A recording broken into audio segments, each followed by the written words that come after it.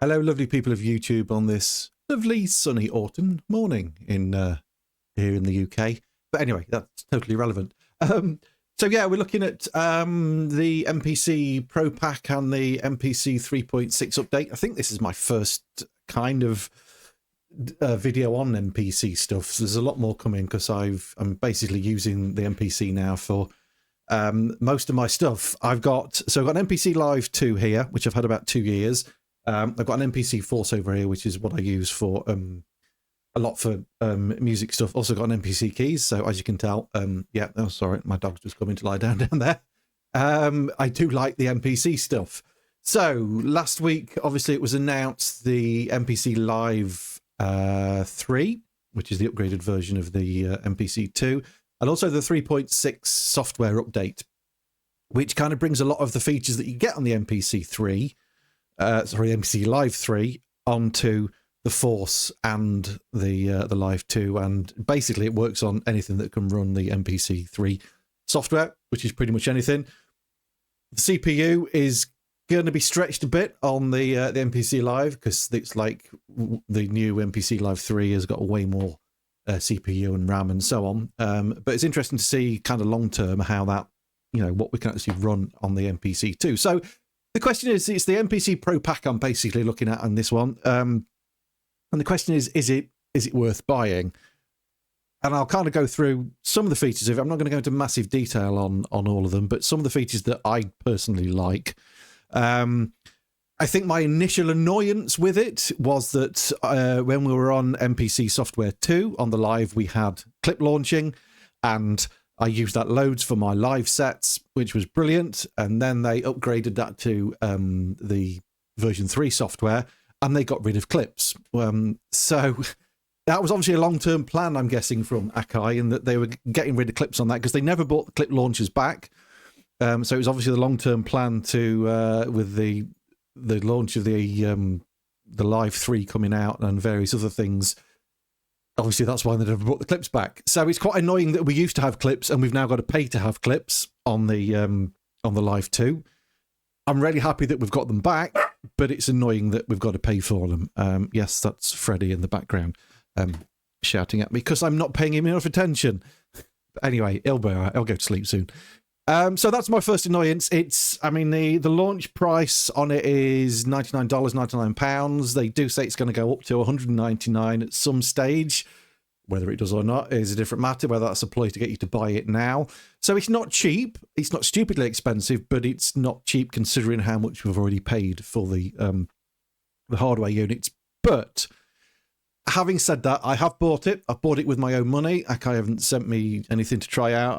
I did buy it because I wanted to get clips back on here, and also the CV stuff was very attractive to me to use stuff with a modular, which is up there, which we're going to look at later on in this video. So it depends what you want. I think if you've already got a Force, because obviously the Force already has clips, I kind of feel like the Live 2 has now been bought more in line with the Force, with the Pro Pack, in that you've got basically the same clip matrix that you have on the Force. Navigating it, I'm going to talk about that in a sec, is not quite so easy as on the Force. But I think unless you desperately want the CV stuff, the extra plugins, because you get a very nice sounding reverb, the visual EQ, and a better warping algorithm, unless you desperately want those, I don't think I would pay for it if I just got the Force. But if you've got an MPC Live 2, Key 37, MPC 1 keys and all that stuff, then I think if you want clips and you want all the other stuff, it is probably worth buying. So I'm going to have a quick kind of look at the clips thing, and then we'll do some CV stuff. I'm not going to go into detail on the other the new plugins and stuff that you get, just because I'm not. Because the two main features from my point of view that I think are the best are the clips and the CV stuff. So let's switch over to there. Let's get the camera straight. So what I've done on here is I've got a fairly hefty project on here, which I've transferred straight away from the Force. So it's completely compatible with this now. So I've just exported I saved my my project on an SD card, stuck it in here, loaded it in, and we're good to go. So we've got quite a lot of clips tracks on here. Okay, as I scroll through, you can hopefully see all these tracks. So the way my live set works is I have kind of what I would call a deck A and a deck B, and I have stems on each of those. Again, I'm not going to go into massive detail about that in this video. Something I may and hopefully will do a really in-depth probably series of videos to show you how I get onto that.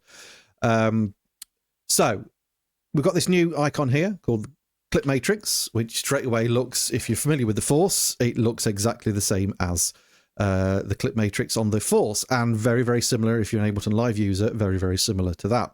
So we can navigate around a screen with our move buttons here, which are if you've got big fingers, they're a little bit small. There is a way of doing it on the pads over here, but hopefully you can see as I scroll round, these are changing colour to reflect what we've got, and we're looking at this basically 4x4 grid here, which is the same as the grid here. So if I wanted to launch that clip, let's go back there.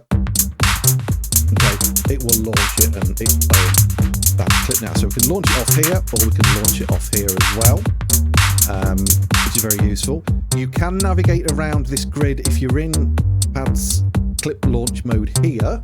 You can use the bank buttons to navigate. So A and B go up and down, and then C and D go right and left. And if you hold down shift, you can go up and across in jump in sections of 4.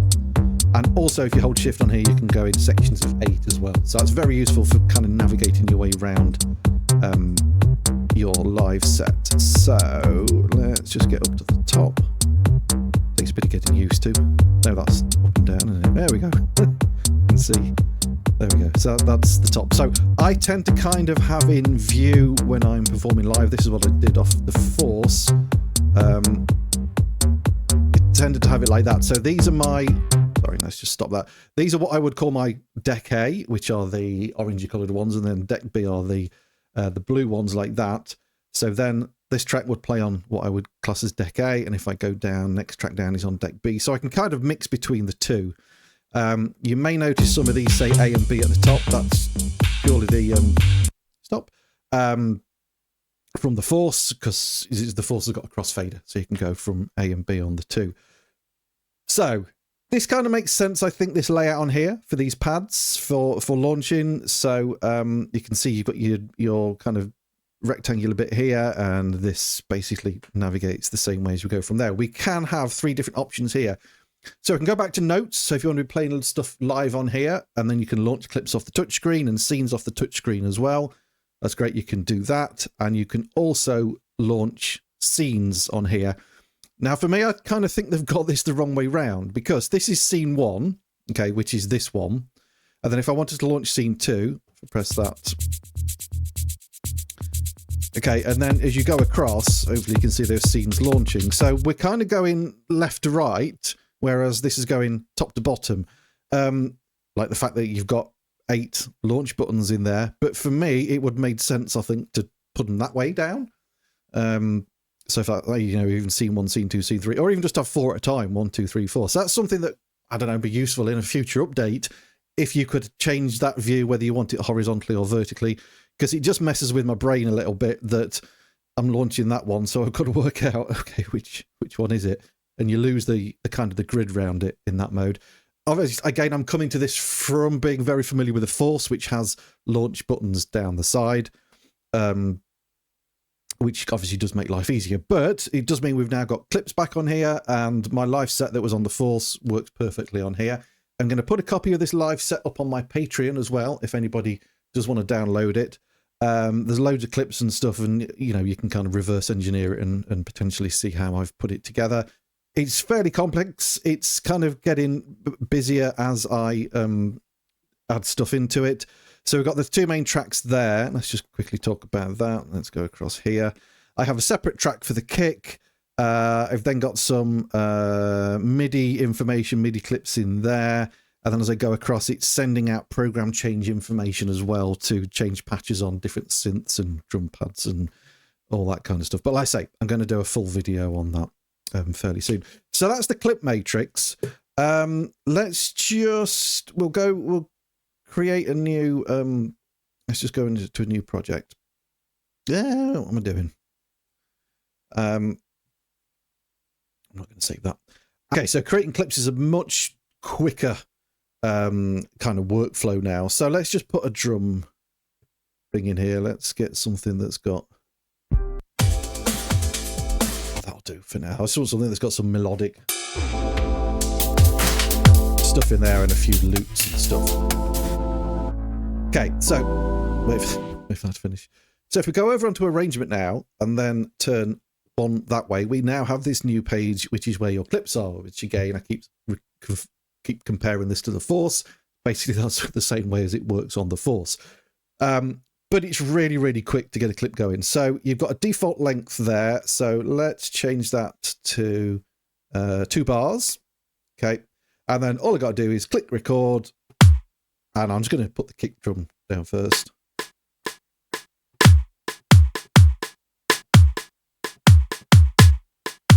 Okay, go straight into overdub mode. Now, if I want to then just have the kick on that one and then go to the snare and add a snare in on the next clip, I can just duplicate that. Okay, so we can see we're now on clip 2. And then we can record overdub on that.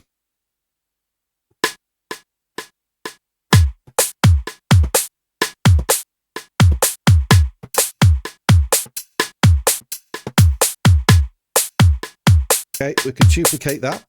Now, the good thing about this one is, if you can see there is a little number 2. Let's just stop that a sec. There was a little number 2 next to the play thing when that was red, and it's green. It's telling you that it's actually, we're looking at clip 3, but it was recording or playing on clip 2. So I would need to just click on that, and that's going to bring you to your current track, and then we can overdub on that.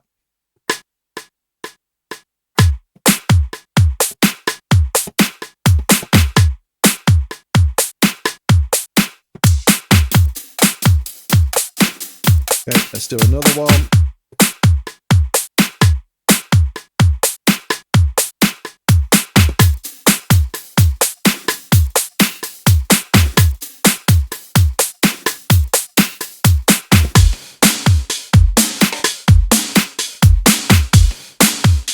Okay, so we've got a few clips going there. I could have put some melodic stuff in, but I won't. Okay, so we've now created 4 clips. Okay, So if we go over to clip matrix, these are now, we've got our clips in here, very much like Ableton Live, very much like the Force. So that's the first one we did. And because I'm in this mode, I've still got the pads over here. So I can put a note repeat on and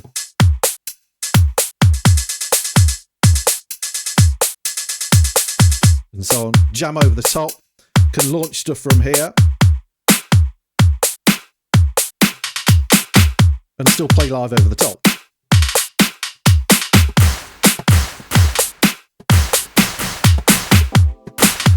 And so on. Okay, so you could go on all day. So you can see how quick it is just to get a little groove going like that, and then you can add new tracks and layer that stuff over the top. You can then record that to your arrangement. Okay, I'm not going to go into that at this stage. Again, it's something I'll probably keep for a later video. Yeah, all right, let's do a little quick record to arrangement now. First thing you got to do is think about your sequence length, because at the moment it's only 2 bars.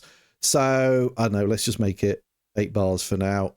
And then we'll record to that. So to record to your arrangement, basically, it's being clip mode. Going to hold the record button and we're going to click to arrangement. And I'm going to start on that one. You can see it's now saying record to arrangement.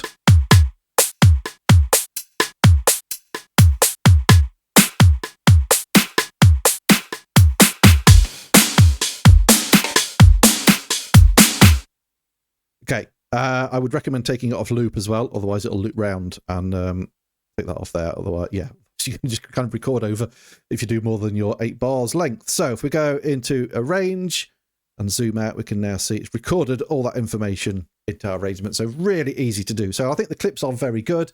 If that's the kind of workflow you want, then yeah, it's probably that alone is potentially worth the $99/pounds/euros. Just annoying that we used to have it for free, but anyway, that's just me moaning. So we'll have a look at the CV tools thing, and I'm going to do that from the Force. So I'm just going to change the cameras over a little bit, and we'll have a look at the CV.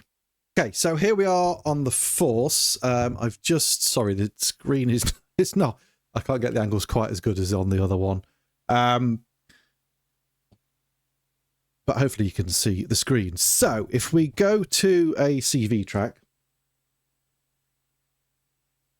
change that to CV, and there we have the normal kind of layout where you can choose CV1 and CV2, etc., etc. So the way I've got my modular set up at the moment is, just change how much, yeah, we can see it on there. I've got the System 8 is sending out CV over to the modular, which is over there. So if I just mute the System 8. Okay, so now we're hearing my really out-of-tune modular. Okay, because see the tuning on it. Oh, that's quite fun though, isn't it? The tuning on it is a bit iffy. But that's the modular player, okay? So, just to prove it. There we go, we've turned the filters down a little bit on there. Now, the beauty with using the System 8 for this is that it sends out CV and MIDI information at the same time, and there is a good reason. Where are we? We're on that one, aren't we? No, we're not. Where are we? That one. And there's a good reason why that is going to be very useful for the CV tools on the Force. So, let's just go back to the Force. So, to get into the new kind of CV tools thing, you need to go in Track Edit. Which is there. And then we get this new kind of more complex layout. And basically, you've got 4 envelopes, 4 LFOs, a stepper, various other things, various other utilities. Now, I've recently been thinking about looking at my modular, thinking, okay, I could do with a new LFO or I could do with a new envelope. Basically, for the price of £100 or $100, you've got, if you use modular, 4 LFOs and 4 envelopes, which you can kind of like sum together and multiply together and so on. The Force, obviously, I'll say obviously, you may not know, but the Force has only got 4 CV gate outs, so you're kind of limited on what you can use there without joining them together. But if you've got an MPC Live 2 or 3, you can have up to 8 on those using splitter cables. So that would give you access to, on an MPC Live 2, all of that extra CV goodness. But let's just have a look how this kind of works first of all. So if we go back to routing, and on CV1, so at the moment I've got CV1 coming out the back of the Force, and it's going into, push back over there, it's going into the pitch modulation on a Doepfer oscillator. Oh, wrong one. Okay, so we're going to go into there, we're going to choose LFO1. Now, the LFOs are kind of like, you can have them to be triggered or they can be free running as a normal LFO would work. So if we go over to the LFO, we've got a sine wave at the moment. And now as I play that, we're not kind of, let me just turn. So we're just hearing the Doepfer one. Now we're not hearing anything because we've not given it any depth. So as we turn the depth up, you can hear, as I now play, okay, that is sending that LFO to modulate the pitch of that, which is very, very cool. We've got various different types. Got step, all the usual sort of suspects. We've got random kind of smooth. We've got ramp up, ramp down, and so on. So you can trigger it during playback, you can trigger it for note on.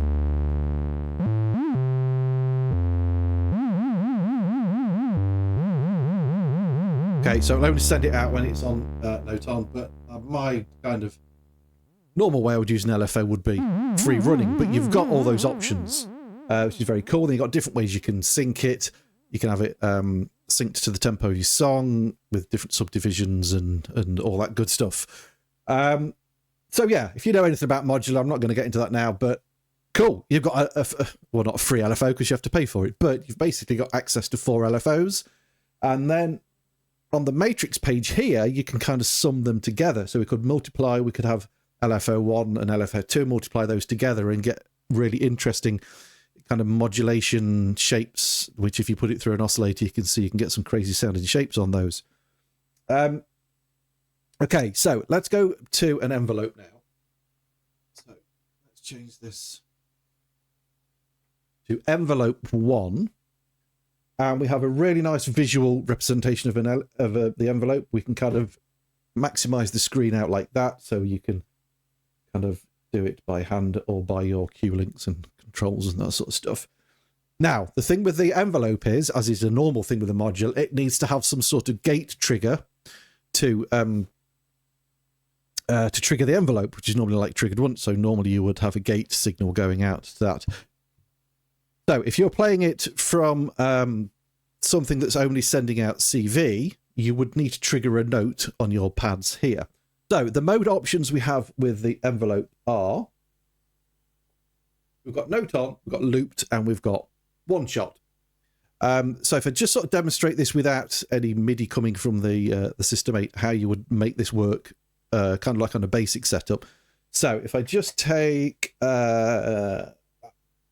out of there for now, I'm going to leave it on note on, and I will patch, so you can hear it easily. I'm going to patch that into the pitch again. Okay, so if I press a note, nothing is happening because there's nothing triggering the envelope. Now, if I go over to, if I just zoom out a little bit here so you can see the key. So I've got this on notes now. I press a key on the System 8, which I'm pressing now, and then trigger the envelope with a MIDI note. You can hear it doing its thing. Okay, we've got a lot of settings for the envelope, which is pretty cool. We've got a delay on it, so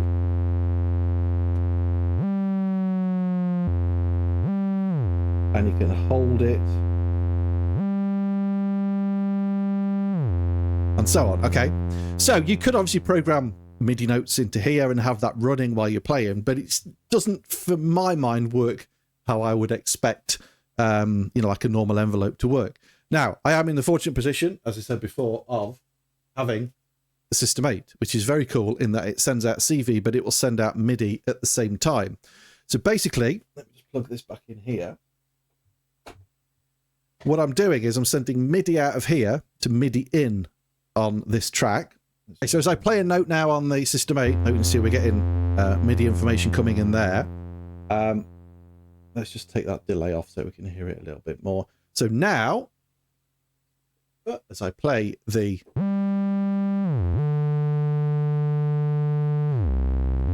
note, it triggers the envelope as well,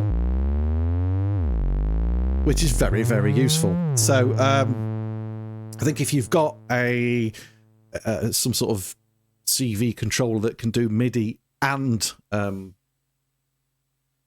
CV at the same time, then it gets over that problem of having to trigger a note on here. But like I say, you could just program that in here and get it triggering it when you want. So you got the flexibility of doing it both ways. So I've used my Deluge quite a bit for modular stuff, which is over there. You can just see a little Deluge sat under there. But the problem with that is you can't, on one thing, as far as I know, you can't send out CV and MIDI with the press of one button. So I thought, okay, let's try it on the System 8, and it worked fine on that. Yeah, there are lots of other things on the CV Playground thing, which I've still yet to kind of fully get my head around. The main thing that got me quite excited was the fact that I've got now 4 more envelopes and 4 LFOs, which is very cool. There's like a stepping thing, which will kind of send out different CV amounts. There's a utilities thing with clock dividers and offsets and all that sort of stuff. And then, as we looked at before, there is this matrix where you can kind of multiply and add things together to get some really interesting modulation kind of sounds. So that is kind of my take on the basics of the Pro Pack. Is it worth it? Yes and no. Depends on what you're wanting from your MPC. I would go the headphones. I wouldn't necessarily, if you've got an MPC Live 2 and you don't want to spend 1,400 quid getting the MPC Live 3, by spending that $99, $99 for me, it now feels like I've got a new MPC. It's kind of inspired me to want to play with it a lot more. And the CV stuff and the clips are great, as well as the under the hood stuff. I mean, the new reverb that is on there does sound very nice. There are videos online about that you can watch, and the visual EQ is also very useful. And what I've seen so far of the new warping algorithm, it is pretty good. So I think if you've got that, yeah, it's worth getting. If you've got a Force already, probably not so much so at this stage, unless you desperately want that CV stuff. It's going to be cheaper, obviously, than buying 4 new modules or 8 new modules, even if you're just looking at the LFO. So if you're going to buy 4 new LFOs and 4 new envelopes for a modular, it's going to cost more than $99, £99. So I think in that respect, it's worth it. But if you've not got a modular, then I don't think it particularly adds much more to the Force. I would stick with what you've got. So that's my thoughts on the 3.6 update and the MPC Pro Pack. If you've got any comments, obviously stick them in the box below. If you want to help support the channel, you can do so via Patreon. There are links to that in the description as well. And I will get round to putting my live set, hopefully this week, on Patreon, which will be compatible with anything running 3.6. So you can see, hopefully you can see how I've sort of put it together. And there's all those clips in there, bits of my songs and stems. You can do what you want with them, remix them, release them. I don't mind, just, rob them all and do something cool with them. But I am planning on doing some videos on my live set very soon. That's how I put all that together. So thanks for watching. Usual things, like, subscribe, support the channel, and I'll see you in the next video. Cheers.